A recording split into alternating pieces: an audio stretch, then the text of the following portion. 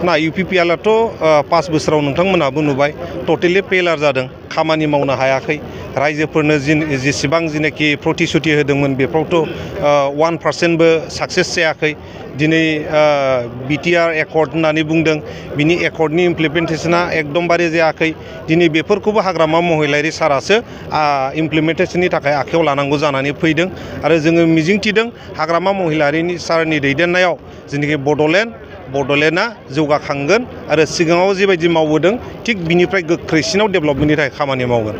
सार रन्जन दैमारिनि बेलायावहाय सारमोनहा माबा मोनसे सानो नामा? बे हाइकामान्डनि खोथा दिनै जोंना हाग्रामा महिलारि सार बिथाङा बुंदों बेबो सम लानानै गगोन होननानै जोङो आसाबादि। फैबाय थानाय एसेम्बलि इलेक्सनाव नोंथाङा टिकेट नागिरदों ना टिकेट नागिरनायनि खुनु खोथा गैया जोङो दिनै बिपिएफ हान्जायाव सासे कर्मि हिसाबैसो खामानि मावनो फैदों बाहाय टिकेट बा माबानि खुनु खोथा फैया। लोगो बिरदाव मुसाहारि खोब लोगोथार दिनै सानैजों माने गावस्रानानै गुबुन गुबुन दोलो हाबबाय मानि थाखाय? बिथाङा बिजेपियाव थांदों बिजेपिया बिपिएफनिनो एलायन्स दोलो दा बिनि थाखायनो जेबो नङा ज' खामानि मावगोन जिहेतु गुबुन पार्टियाव थाङाखै।